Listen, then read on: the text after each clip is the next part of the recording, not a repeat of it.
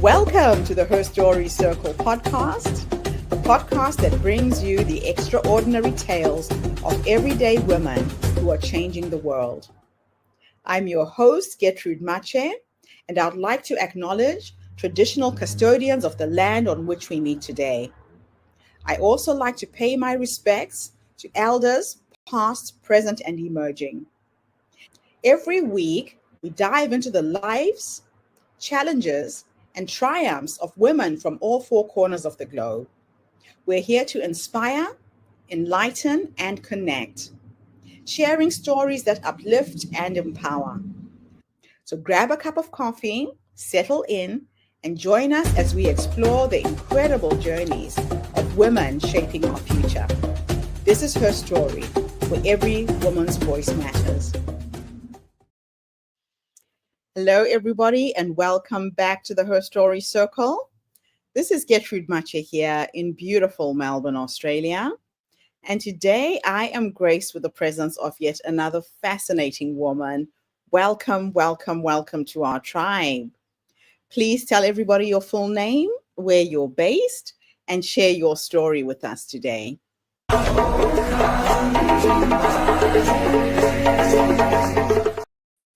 Hello, Gertrude. Thank you so much first for having me on this wonderful program. I'm very honored and humbled by it, and welcome. Thank you for audience who watches this as well. My name is Elena Patrice of One Parent Wonder. I am currently based in Front Royal, Virginia, which is a little town right outside of DC, about 60 miles outside of DC, next to the Shenandoah Valley. So it is the gateway, the northern gateway to the Skyline Drive in Shenandoah Valley. I am originally from Maryland. I was born in Maryland many years ago in 1968. Many years ago, I lived there for my childhood. And in about when I was 13, we moved to Virginia, which I've called home pretty much ever since.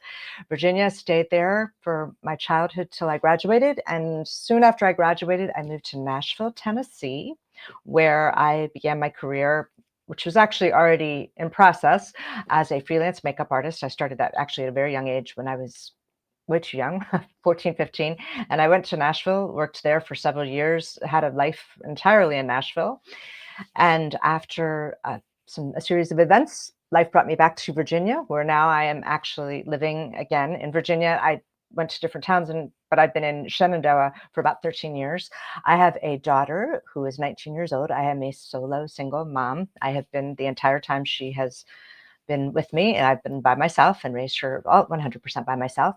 I am a serial entrepreneur. I have had many different careers. I love all the different things I've done, from sales to I was a children's book writer for an award-winning series, Nana Star series, with my sister and my mother as the illustrator, A Family Story. We also had a children's toy line. Life brought me full circle here when our toys and books in 2009, the economy hit and we changed and had to pivot. And I started another company, a small website design company, then have since been doing marketing for businesses, large and small, marketing and business development. My One Parent Wonder journey started about a year ago, a little over a year ago, as my child was transitioning from being a child going into adulthood. She was graduating, and I wanted the next chapter of my life. And as a solo parent, many people told me that I had raised a great child. And as a solo parent, single parent, when you hear somebody tell you that you raised a great child, life takes on a whole different meaning, because you do not think that ever, really, because you're just trying to get by and be a parent and think you have to do the job of two. And when I realized what a good child she was, I realized I was a great parent. And I want to encourage, and part of my journey as One Parent Wonder is to encourage other people to be great parents and know that you can, even if you're individual on your own, or you're sharing custody or whatever it is, that you can do many things to elevate the life of you and your child, and that your current circumstances aren't dictating just what they are. So with One Parent Wonder, I am a coach and a mentor to help people get to the next place and to not think that they're alone, and to offer everything that I can on my journey and everything that I learned and pass it on to the people that are part of my tribe, part of One Parent Wonder. And my whole tagline is be a great parent to raise a great child. And everybody's a one parent wonder. And it's not it's the wonder of wondering, like wonder came about from like, how am I going to do this. I wonder how I'm going to do this, to the wonder of your child, that you're so in awe of your child. And those are what One Parent Wonder is about, that whole journey of being just on your own and being able to get to the next place. And I hope many, many people get to that place. And I'm going to be your biggest fan and your biggest cheerleader, and I'm going to show you exactly how to do it. So, and I am working on a book, and I'm sure Gertrude will share that. But that is my story and where I am right now. Fantastic. Thank you so much for coming online and sharing this incredible story with us. I'm curious to know, what was the biggest mind shift that you had when you first became a solo parent? You become very selfless when you find that out. Life is no longer about you. I did an immediate shift of, I was ready to take it wasn't planned. That wasn't the plan, but I was ready to immerse myself. I was an older parent, and I think that played a huge role. But I learned, I had my whole life, I was doing whenever I wanted. And then you just have to shift and know, as any parent, but as a solo parent, you really have to know, because you're not going to be able to do anything else. This is who you are now. And I have, of course, had no problem doing it. It was just the reality that it is not nothing is about you anymore. And that's okay. That is okay. For me, it was totally okay. Oh, I love it. Now, I've heard that you say, heal yourself so your children don't have to heal from you. Yes. Can you unpack what that powerful statement means to you? For me, and for many, many single parents I have met, and I think for a lot of parents in general, we come with baggage as adults, and at any stage, from past generational just experiences. And for my personal experience, I use the word wounds or past that I did not want to put on my child, that I knew that if I did not take the time to repair them literally and examine my behaviors, my patterns, my reactions, my triggers, that I was going to pass that on to her. And I had to, that you talk about what you have to learn as a parent, you have to regroup your makeup, your identity. And my identity wasn't exactly the best at times. So that's really what it comes down to, is repairing those pieces so that my child is not going to repeat patterns hopefully in any way. And I've definitely seen the fruits of my labor on that one. So in your experience, what are some of the most common emotional wounds that solo parents carry without realizing it? I think a lot of it is that we're not worthy. We're not worthy. We're not worthy to be this child's parent. We're not worthy to, we don't have the skills that are equipped. We're not equipped to do that. For me, it was definitely the not worthy. I was like, why, why I can't, I'm not in a position to do that. Worth, there's a lot. I think there's also abuse patterns. Maybe there's substance abuse in some people's situations, or relationship abuse, or we all have something that we can, I wouldn't say everyone, but the majority of people have something that they can look back on and go, oh, that's not good. For me, it was definitely self-worth. Yeah, and just being aware of it, I think, is a good start. That is the key, right? Yes. Awareness is the key to a lot of things. Once you're aware, you can go from that point. You might not like what you see, and you might don't wish you weren't aware, but that's the only way you're going to change. The only way. So what inspired you to move from simply surviving as a single parent to actively thriving and then helping others to do the same? They always say that you have to, this is an interesting, and I've thought about this so many times, it's just an interesting question. They say that you have to love yourself first to be able to love others. But for me, it was the love of my child that made me love myself. She made me worthy. I always said my daughter gave me worth in life. She made me worthy, that I felt, I no longer have those issues, because I wanted to, and I look at her and her perfection as a baby, and now and as an adult, I wanted to be the best version of me for her. And she, because of her, actually allowed me to do that. I don't have, it's an amazing, to me, it was a complete metamorphosis. I learned to love through her, if that makes sense. I truly did. And it was her worth that made me worthy. Oh, that is so beautiful. I've never heard it said like that by any parent. I do keep Now, those. how do you encourage solo parents who feel overwhelmed and stuck to begin their own healing journey? I think again, one of the there's tools that you have, and there's things that Mhm. again they teach, and I think that and you have to find people who can help you as mentors who can do this. Is to me, I started by writing everything out. I'm a huge writer, and it doesn't. I mean, it's my chicken scratch, and it's I have notebooks everywhere. I write out my feelings. I think a lot of times when you look at it on paper, you see it from a different perspective. It's like when you're angry and you want to lash out, you write a letter, and it kind of you decompress and then give it yourself a day. You're not going to send a letter, or you're going to have a different feeling about it. But write it out. Do a pros and cons to Ben Franklin. The good and the bad, the pros and the cons, and it's a self-evaluation. I spend a lot of time alone. And when I say alone, it's not like lonely. I'm not a lonely person, but I value my alone time. And you can have alone time as a parent, whether you have one child or five children, you can find 5-10 minutes of your life to do that. I get up very early. I work in blocks, and I consciously make the time. And a key to all of this as well, this whole thing is you need to put in the work. You have to get ready for it. It is not a pretty journey. It is a great journey, but it is not always pretty. I love it. I absolutely love it. Now, I know you're currently writing a book. Yes. What key messages do you hope readers will take away from it? Again, that book is based on repairing ourselves. And I think Mhm. telling the story of myself and other people of that journey of how we get from here to there and heal ourselves. And again, not put our past on our child. I think that is so vital. So as we do the work, you will catch yourself. I catch myself with patterns, and then I have to stop and then I reflect on it. I think the book is based on chapters based on that. Like it gives you the tools, it gives you ideas on how to implement it. How can you work with your child? And this doesn't matter whatever stage. Of course, I'm talking from birth because that's how I had my child. From that point on, I was alone with her. But let's say you're divorced or your child's a teen. It will cover all those chapters in your life in a very proactive, and that's a key word I use a lot, proactive. You have to be proactive in your parenting, proactive in raising your child and getting your child involved. It is a team effort there. Mm-hmm. I love it. Absolutely beautiful. So, how do you balance the demands of single parenting with building a business and writing a book? Again, I'm a disciplined person. I'm very disciplined, but that came with age as well. I was not always that way. I think, again, working in blocks, I have to take blocks of time. So I do a lot of work in blocks of time.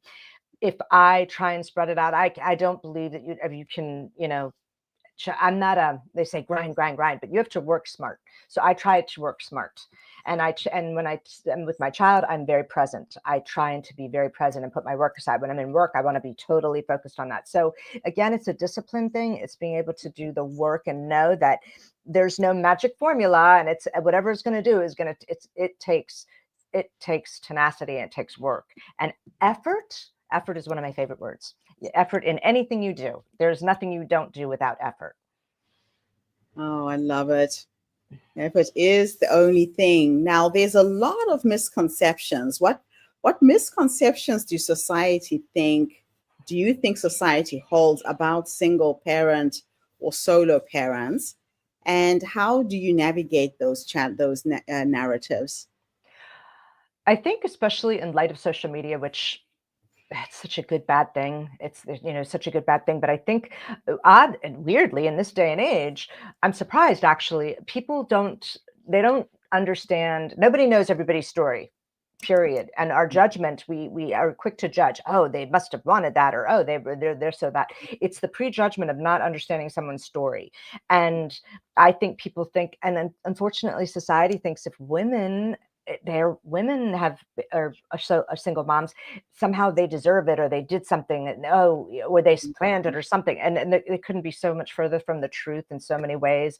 And for single dads, uh, it's a little different narrative, which is interesting. They kind of make them lighthearted, and they make them more fun, and they don't put the same responsibilities on them. And I'm not barraging. I know so many good single dads. It's just there's a very different chain. There's very different. So how to navigate that is you really just have to turn out the noise, and you just don't compare yourself and just walk through your path. I always say, just walk through your path, and like anything in life, it's like anything in life. You just have to, and it's a maturity thing. And sometimes when I say maturity, I'm talking emotional maturity. You have to have thicker skin. You have to have thick skin as a single parent, no matter what, because you're going to hear it. People are going to judge you whether you like it or not, whether it's the way they look or something. And I've never personally had any problems with that because I just don't let it bother me. But I get it. I do get it. And I see it. That's interesting. Now, what role does self-compassion play in becoming a strong and conscious parent?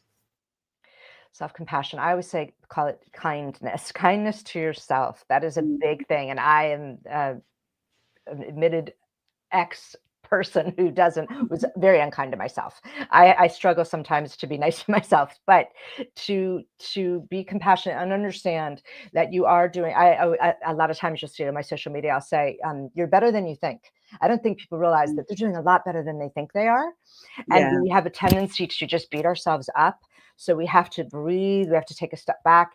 And I think a lot of times I personally learned this from communicating with my child, that I have to take, when she says that I was a good mom, I really needed to take that. And even though I felt like a terrible mom sometimes because I was so, impatient or this or that, if they know you deeply love them and that you're doing everything you can to be there for them, nothing's perfect. You're not looking for perfection. You're looking for the right way to be compatible and go down the path together. There you will find compassion for yourself. There you will find, and your children are very compassionate to you, and that teaches you, again, it teaches you to do that for yourself. And one more caveat to that is, I wouldn't want my child to talk to herself the way I used to talk to myself. So I have to look back and go, gosh, that's a horrible way. And so I've learned that I don't really want to do that to myself. So when I catch myself now, I'm like, I turn it around. I'm like, don't talk to yourself that way. And I like what you said, when you catch yourself, we do it so unconsciously. It's just underneath the surface of our being. We're beating ourselves up all the time. But that comes with practice too. I think the more you become aware, if you are aware, you can catch yourself. So those go hand in hand. So this is where the journey is. And this is how I want to mentor and coach people, is to show them that, because I know, like, I've been down the ugly road and worked my way through. But again, it's a habit you need to create. Many habits you need to create. And habits you need to break too. Yeah, and break. Yes. Yes. Ooh, yes. Oh my gosh. It sounds to me like you have done so much in terms of getting to where you are. But I also wonder if you can share a moment where you truly saw the impact of your inner healing reflected in your child. Oh, I've had a lot of those. I think when you have a little mini me, and they're like you, and you look, and that's the good and the bad, and then you love the good, but when the bad, you're like, oh, do I act like that? And so Eve would have, when she was little, her temper, I would watch her little temper, and it was never, I don't have a temper, but I'm saying her temper she was very impatient. That's the word. I was extremely impatient. And when I worked on my impatience and would step back, I watched her over the years, because we would talk. I'd say, Eve, don't be so hard on yourself, or be patient. But she would watch me and she'd say, well, you do it. And then I was like, oh my. So as I worked on it, I watched her get so much better. So that is not an issue with us even at all anymore, where we're like, we kind of laugh about it. And I'm like, wow, how far we've come. And communicating with your child on a mature level, and I'm not talking about, you don't need to share all the things with your child, but you need to share what a parent would share with the child, and a child should share with their parent. And when you do that, I think that makes all the difference, where I saw a lot of changes in her as I was changing. Right. And I see her now. It's funny because she's graduated and stuff, and I see her bright light of ideas and maybe wanting to be more entrepreneurial coming too. And I'm thinking, oh, I know that comes from me. So, and I want her to expand on that. So that's a neat thing. And I love that. I definitely love that. That's beautiful. That is just so beautiful. Now, how important is building a supportive community for solo parents? And what advice would you give for finding or creating one? Well, this is a very lonely journey. I will say that. Mhm. It's not a bad journey and it's not a sad journey. Obviously, it's what you make it, but it is Yeah. a lonely journey. So when I say lonely, meaning you are like when your child's sick or this or that, you're there alone. So I think you asked that question. I think community and having common ground with people is vital. Vital. Yeah. I did not have that as much for many different reasons, but now I look back and I thought, oh, if I had had that person who told me how to where I could go in a minute to get cheaper clothes, or where do I go at night when my child's sick? I mean, little things, because even though I was older, I had no idea of so many things I didn't know. So I think Mhm. to be able to give that to somebody is gold. You really don't understand how the smallest thing is like saving a dime versus where do you take your child to a hospital can make a difference in somebody's life when they're on their own. It is Yeah. a life-saving thing. And for me, I want to open that with up people. I want to I have the One Parent Wonder community, obviously on social, and I'm going to be starting an online greater community where people can come in and have a positive and proactive approach. That's what I want to do. I'm not there to talk about why or the sad parts. We're trying to make better parents. We're trying to make great parents with great kids and to uplift people. And I am people's biggest fan. I'm the biggest, and I am a cheerleader. And I say that in my book and everything. I am a cheerleader. I will cheer you on, and I sincerely mean that because I want you to be successful. I want you to be happy. I want your child to be happy. So that I think is vital. It's a community is vital. You know that. You have a great community. That I do. It is fascinating. Now, I know that throughout your journey, you faced, challenge after challenge. But what is one small but powerful practice that solo parents can implement today to start creating positive change at home? That's a great question. I think again, a small chime would be to communicate. It's your journey is about you, but you have to. Your child is taking that same journey. So I think really opening the lines of communication, sincere communication with your child. And I'm not Mhm. talking hours of where you're barraging them and stuff, but having a meaningful conversation about the journey you're on together and how you both can support each other because it's as hard on them as it is on you. So I Yeah. think that communication makes that is a great starting point for me. It was a great starting point. It makes all the difference. I laugh because it was my daughter was 6 when she said this. We were driving. We would take just random drives because we didn't have money. We were just I was like, just let's get in the car and just drive. And we do that to this very day. Actually, when I get off this, we're taking a drive. And she'll say to me, we would talk and talk, and she's like, Mom, I just love our TED Talks. And I was like, you're 6. How do you know what a TED Talk is? And she must have watched things I didn't. So we joke about that. I'm like, are you ready for a TED Talk? But it was great because there were meaningful conversations and they just started on my journey to want to be able to communicate better with my child. Oh, I love it. That is so beautiful. You've discovered so many things along the way. Yes, yes. And that'll be part of the book because I want people to be able there's such a wonderful world in this journey as a single parent. There's so many blessings. There really, really are. Even though there's hard roads, it's still a lot of blessings. So, looking ahead, what's your big dream for One Parent Wonder and the movement that you're building? My dream is to grow it vast and large and welcome a young, old, moms, dads. I want it to be a complete solo parenting place. I want it to be a place where people have change, where maybe they've raised their children and they can give the message and raise their child in a way that they're not going to repeat the patterns of any of this we've done that we look back and we know that we've done the best we can and raised great children, and one day that they're going to be talking amongst themselves and appreciate the journey that they were on, the children themselves. And that's my goal, is to be people's cheerleaders in all of this, literally bring some of these people to the finish line, and it's never finished, but to the finish line of where they can, like me, start their next chapter in life with knowing that they've done a great job raising their child. So that is my goal and Um, my dream. And and I really think that I'm building that right now. Oh, boy. Now, if you could leave our audience with one empowering thought about the future of parenting and self healing, what would that be? Do not give up. When you step back into that pattern or that trigger or things that you or the past, don't beat yourself up, just make the next step forward, because eventually you will get beyond it. And be kind to yourself when you're going through that process. So Yeah. don't give up. Be faithful to what you put your mind to as far as wanting to be a great parent and have a great child, or just raise a happy child. And that's my biggest thing, is don't give up. I wouldn't give up. I've never given up. I've been thrown things and I will never, ever stop. And you Mhm. just have to have the strength. And if that means that you get it through community, or you build that with your child, just be strong, be strong. Don't let the circumstances get you, and you'll get through it. That's stunning.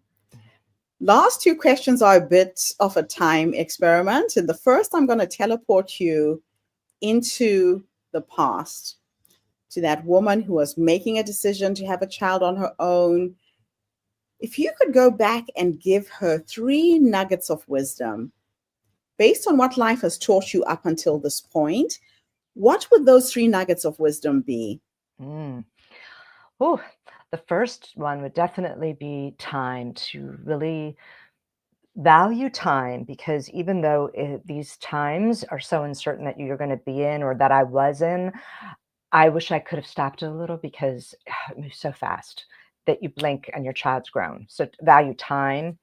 Definitely the other one that I said before is be kind to yourself. Be really, really kind to yourself.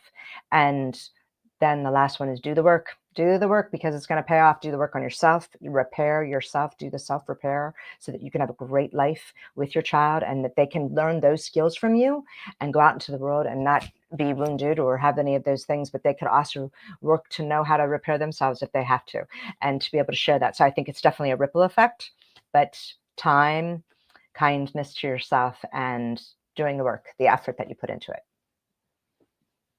for sure. Fantastic. Last question. I will teleport you into the future this time. Ooh.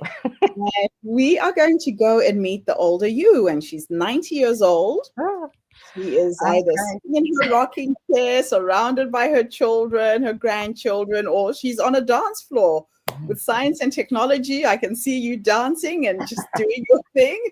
Mm. If you could go and meet the older you, this wise woman who has led you up until this point, what will you say to her when you finally meet her?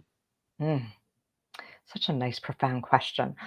I would thank her for not giving up and staying with me, and just taking that journey with me, and being kind to me, saying that all the things that I was negative about or had, that they're all gone, and that I was able to wash them away, and that I built a great community for future or current or future solo single parents, that they had valuable tools and resources that helped them in this journey, on their journey to do well, and to be whole for their child, and to raise a great child. And that I'm so grateful that I raised a great child, that I hope has many grandchildren, but that I did okay. And I thank her for just hanging in there and not letting anything get her down, and just kept going, being tenacious. That's what I'd be grateful for. Thank you so much. I love asking women that question, because sometimes we forget that the wise woman is already in us, and Yes, we she's do. that voice that guides us, and we're looking outside of ourselves all the time for answers and solutions, but we forget to go within and really tune in. And I love the fact that you thanked her for being kind to you. They say that we are our own worst enemies. We say things to ourselves we would never say to our best friends. Yes. So just being aware of that little inner voice. Hmm. What is it that you're saying to yourself every single day that can impact on your mental health and your well-being? And I thank you so much for Oh, coming thank you. online and sharing the story with us today. It's a story not just for single parents, but for any parents, Yes. to remember that how you are being impacts on the child or the children that you are bringing up. So thank you for being such a light in the world. Oh, thank you for the opportunity. And I'm so grateful to you. You have no idea. Thank you for allowing me this time. Thank And you. thank you to everybody who's tuned in. Yes. The Her Story Circle is not just a podcast. We are a social impact movement that brings you the stories and voices of women from all over the world. We share our stories to uplift you, to inspire you, to energize you, but most importantly, to take you from where you are now to where you're trying to go. So if you are a single or a solo parent and you're looking for community, you're looking for support, here is a resource for you. I will be sharing Elena's details with this podcast. Reach out. Don't try and do it alone. Get the support and the help that you need. I'll be back again tomorrow, everybody, with yet another amazing guest. In the meantime, have a fantastic day, morning, or evening, wherever you are in the world. And Elena, thanks again for the interview. No, thank you. Thank you very much. Bye for now, everybody. Thank you for tuning into the Her Story Circle podcast. I hope today's story has inspired you to believe in the power of our stories and the difference you can make in the world when you use your voice. I'm Gertrude Mache, and it's been an honor to share this space with you, where voices from all walks of life come together to weave a rich tapestry of diverse perspectives. Don't forget to subscribe, rate, and review our podcast to help us share these stories with more listeners. Follow us on social media by looking for the Her Story Circle podcast for more updates. And join us tomorrow for another episode filled with courage, resilience, and empowerment. Remember, your story matters, and together we're building a stronger, more inclusive world. Until next time, keep making her story.